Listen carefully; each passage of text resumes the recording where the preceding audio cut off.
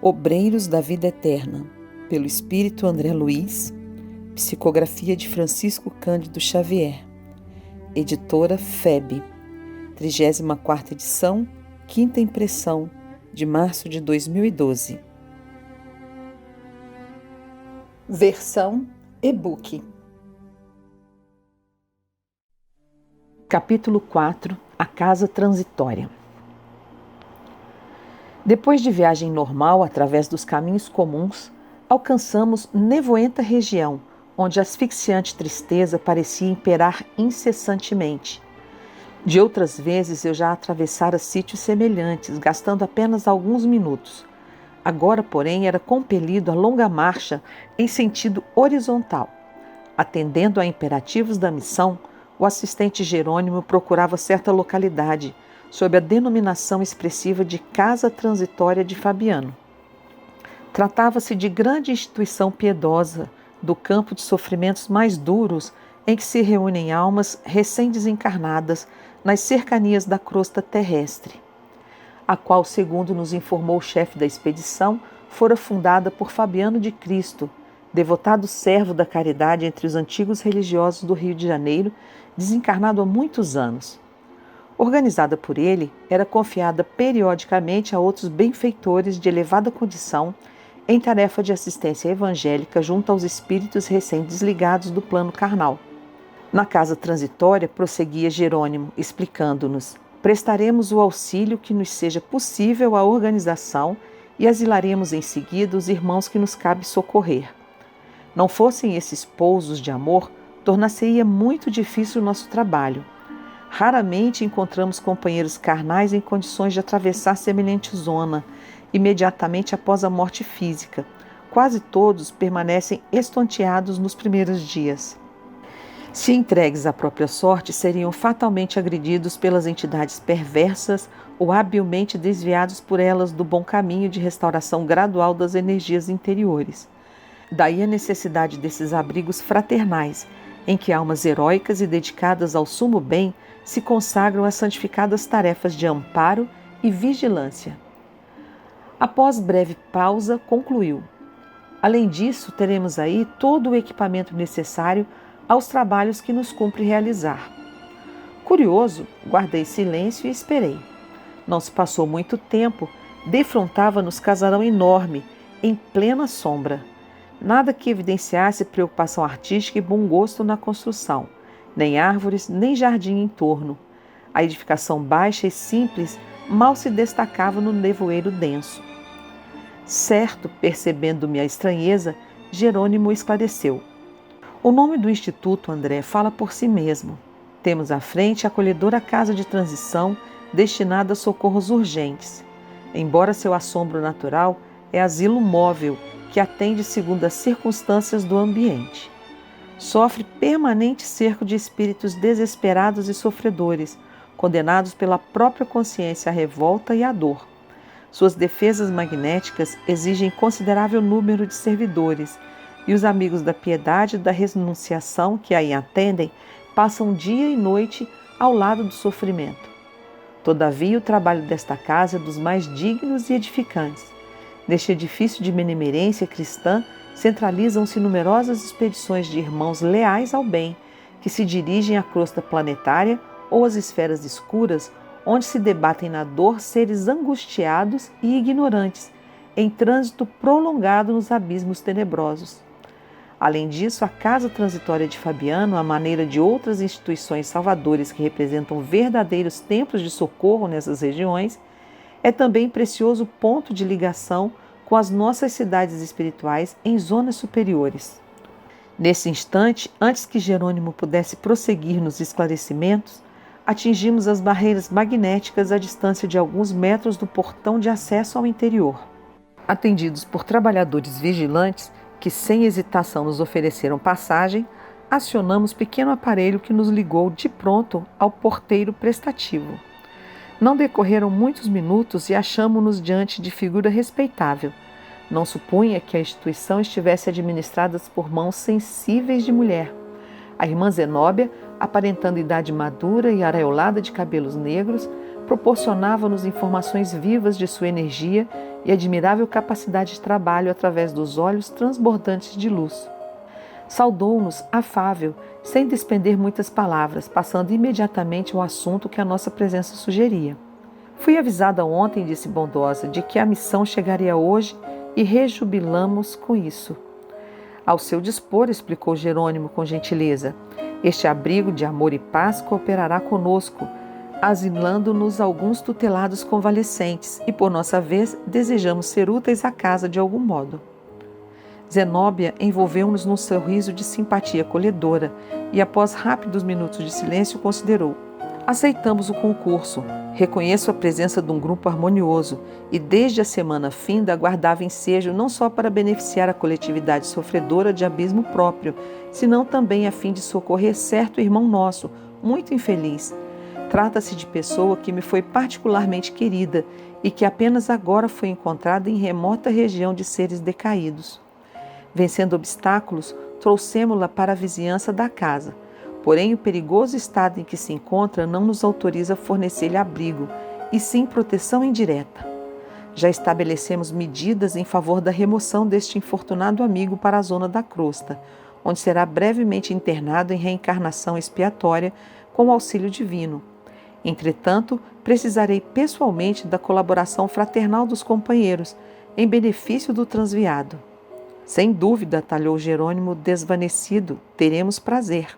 Designando a devotada enfermeira que nos acompanhava, acrescentou: em nossa companhia permanece a irmã Luciana, que nos pode ser extremamente útil neste caso particular, em virtude de suas adiantadas faculdades de clarividência.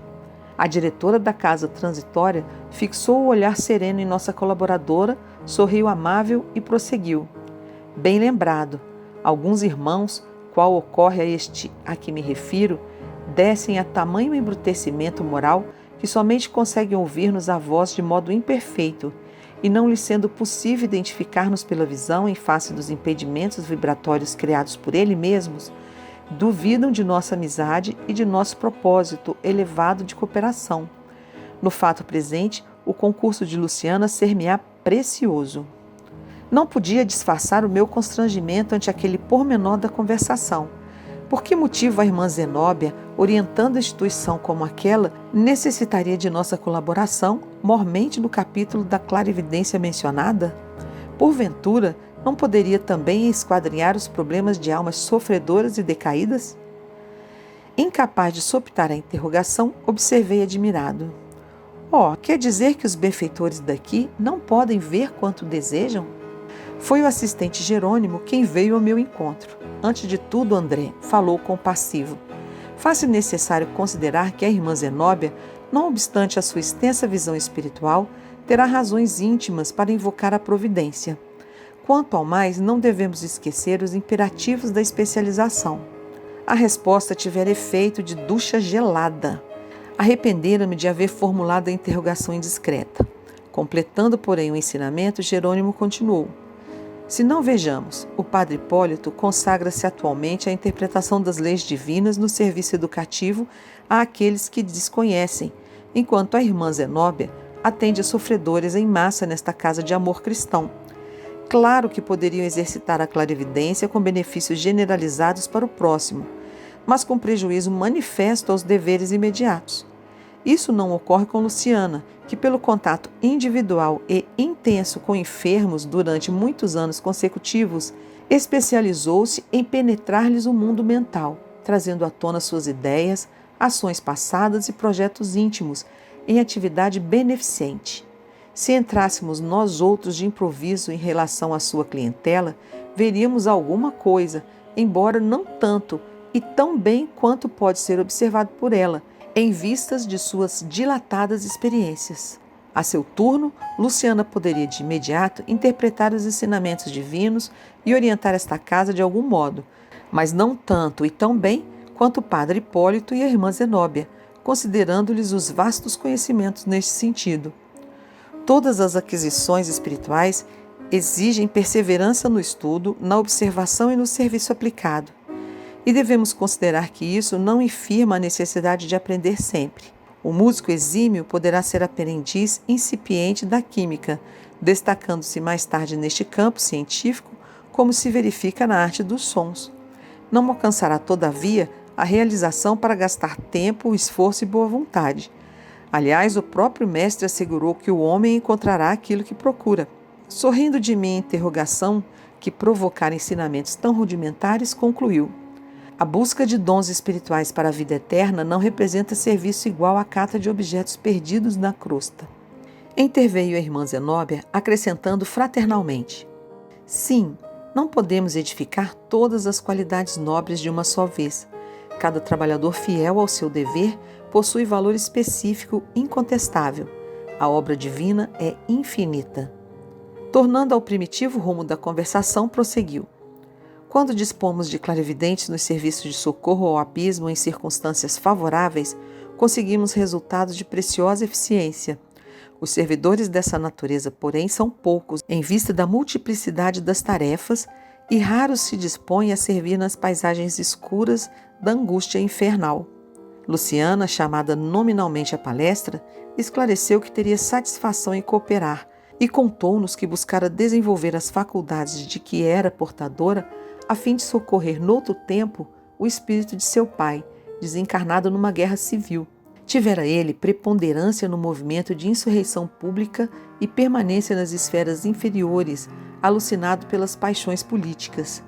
Depois de paciente auxílio, reajustar emoções, obtendo possibilidade de reencarnar em grande cidade brasileira, para onde ela mesma, Luciana, seguiria também logo pudesse o genitor do pretérito organizar seu novo lar, restabelecendo-se a aliança de carinho e de amor, segundo o projeto por ambos estabelecido. Zenóbia ouvia com atenção. Percebendo que a palestra tendia para o campo do personalismo direto, em minutos para os quais provavelmente a diretora da casa teria outros compromissos, Jerônimo interferiu na conversação e dirigiu-se a ela atencioso. Estamos satisfeitos, irmã, pela perspectiva de algum concurso amigo ao seu lado. Compreendemos a grandeza de sua missão nobilitante e, se vamos depender tanto de seu generoso amparo nesta casa, constitui-nos obrigação cooperar com a irmã nos trabalhos em que nossa humilde colaboração possa ser útil. Seguiremos amanhã para a zona carnal. Entretanto, logo que nos seja possível trazer para sua companhia o primeiro irmão libertado, André e eu permaneceremos em trânsito entre a crosta e esse abençoado asilo, enquanto Hipólito e Luciana se demorarão aqui, velando pelos convalescentes e colaborando junto da irmã nas tarefas imediatas. Alegra-me sobremaneira a expectativa, falou a diretora, evidentemente satisfeita. Nesse instante, invisível campainha ressoou estridente, com estranha entonação. Não decorreram 5 segundos e alguém penetrou a sala rumorosamente. Era determinado servo da vigilância que anunciou o precípite. Irmã Zenóbia, aproximam-se entidades cruéis. A agulha de aviso indicou a direção norte. Devem estar a 3 quilômetros aproximadamente. A orientadora empalideceu ligeiramente, mas não traiu a emoção com qualquer gesto que denunciasse fraqueza. Acendam as luzes exteriores, ordenou. Todas as luzes, e liguem as forças da defesa elétrica, reforçando a zona de repulsão para o norte. Os invasores desviar-se-ão. Retirou-se apressadamente o emissário, enquanto pesado silêncio abateu-se sobre nós. Luciana fizera-se lívida. Jerônimo e Zenóbia demonstravam pelo olhar asfixiante preocupação. Registrar-se-iam fatos que eu ignorava? Será que os espíritos reconhecidamente maus também organizavam expedições semelhantes às que realizavam para o bem? Que espécie de entidades seriam aquelas para infundirem tamanha preocupação nos dirigentes esclarecidos e virtuosos de nossos trabalhos e tão grande terror nos subordinados daquela casa de amor cristão? Impressionara-me a expressão facial de dor e incerteza do servidor que trouxera a notícia. Seriam tantos os malfeitores das sombras para justificar semelhante pavor? Senti o raciocínio extremamente reduzido para comportar a imensidade das interrogações que me afloravam à mente. Através de minúscula abertura, notei que enormes holofotes se recendiam de súbito no exterior, como as luzes de grande navio assaltado por nevoeiro denso em zona perigosa. Ruídos característicos faziam-se sentir à nossa audição, informando-nos que aparelhos elétricos haviam sido postos em funcionamento. É lamentável, exclamou Zenóbia com a manifesta intenção de restaurar-nos a tranquilidade, que tantas inteligências humanas, desviadas do bem e voltadas ao crime, se consagrem aqui ao prosseguimento de atividades ruinosas e destruidoras. Nenhum de nós ousou dizer qualquer palavra. A diretora, porém, esforçando-se por sorrir, continuou. A tragédia bíblica da queda dos anjos luminosos em abismo de trevas repete-se todos os dias, sem que a percebamos em sentido direto.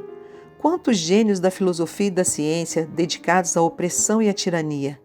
Quantas almas de profundo valor intelectual se precipitam no despenhadeiro de forças cegas e fatais. Lançados ao precipício pelo desvio voluntário, esses infelizes raramente se penitenciam e tentam recuo benéfico. Na maioria das vezes, dentro da terrível insatisfação do egoísmo e da vaidade, insurgem-se contra o próprio Criador, aviltando-se na guerra prolongada às suas divinas obras.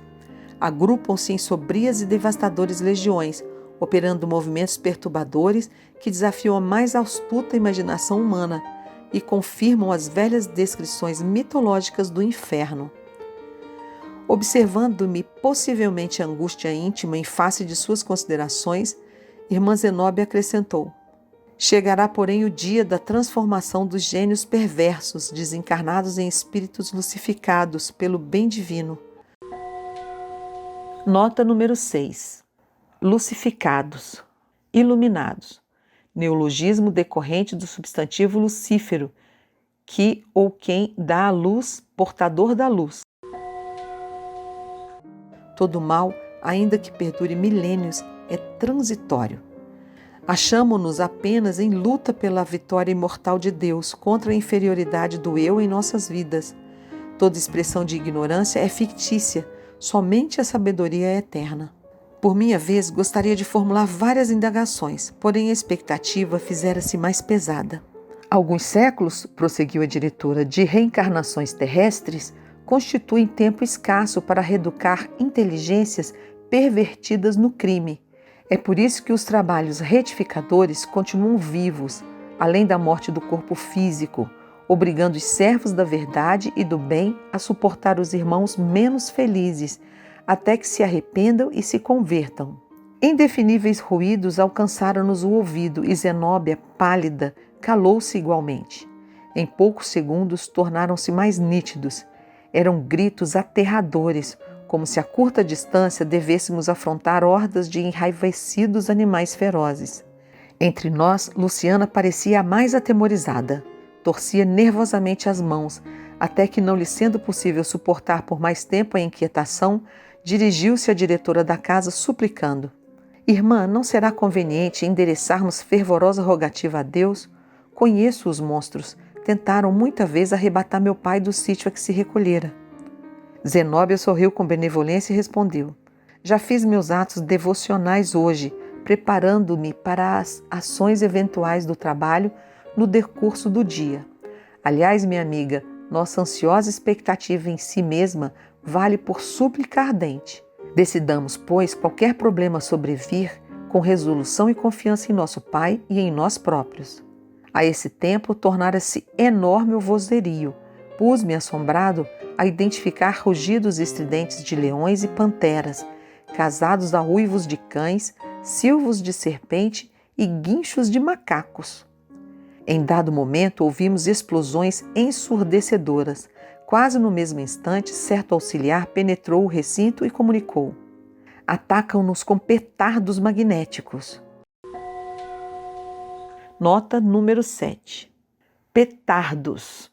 Artefato explosivo portátil para destruir obstáculos. Bomba.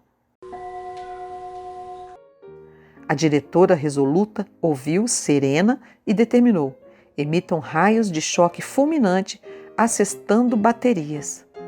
As farpas elétricas deveriam ser atiradas em silêncio, porque as explosões diminuíram até a extinção total, percebendo-se que a horda invasora se desviara noutro rumo pelo ruído a perder-se distante. Nota número 8. Horda. Bando indisciplinado, malfazejo, que provoca desordem, brigas, etc. Respiramos aliviados. Estampou-se confortadora expressão na fisionomia de Zenóbia, que falou satisfeita. Agora, peçamos ao Mestre conceda aos infelizes o caminho preciso, de acordo com suas necessidades. Escoaram alguns minutos, nos quais elevamos pensamentos de gratidão e júbilo ao Cristo Salvador. Tornando a palavra livre, considerei. Que impressionantes rugidos ouvimos! Não se figuravam lamentos de corações sofredores, mas algazarra de feras soltas, terrível novidade. Esses bandos, porém, observou a diretora sensatamente, são antigos. Entre as narrações evangélicas ao tempo da passagem de Nosso Senhor pelas estradas humanas, lemos no noticiário alusivo às legiões dos gênios diabólicos. Enquanto concordamos em silêncio, prosseguiu compungida. Enraizaram-se os pobrezinhos tão intensamente nas ideias e propósitos do mal e criam tantas máscaras animalescas para si mesmos, em virtude da revolta e da desesperação a lhes consumirem a alma, que adquirem de fato a semelhança de horrendos monstros entre a humanidade e a irracionalidade. Antes que pudesse continuar nas observações tristes, penetrou um assessor no salão e dirigiu-se à orientadora do Instituto. Irmã Zenóbia, ambos os desequilibrados que deram entrada anteontem romperam as celas e tentam fugir. A orientadora atalhou a notificação expedindo ordem. Prendam-nos imediatamente com a colaboração dos vigilantes. Temos responsabilidade. A expedição que nos confiou regressará amanhã nas primeiras horas. Encontrava-se o cooperador junto à porta de saída quando o outro auxiliar apareceu atento. Irmã, disse respeitoso, as notas da crosta chegaram agora. Os chefes da missão Figueira, em atividade desde a semana finda, pede que sejam preparadas acomodações para 3 recém-desencarnados, depois de amanhã. Tomarei providências, informou a diretora sem se alterar. Íamos reiniciar a palestra, mas aproximou-se uma jovem serviçal, fazendo também sua participação. Irmã Zenóbia, a turma de vigilância que descansou há 3 dias voltou a postos. Mande-a retornar aos lugares, recomendou ela, e que os irmãos exaustos repousem convenientemente. Afastou-se a ativa emissária e quando eu pretendia, por minha vez, comentar a movimentação de trabalho da casa, outro colaborador assomou à porta e avisou. Irmã, a expedição Fabrino pede auxílio da crosta para os serviços de reencarnações expiatórias de que se encontra encarregada. A mensagem assinala serviço urgente para a noite próxima. Que devo responder?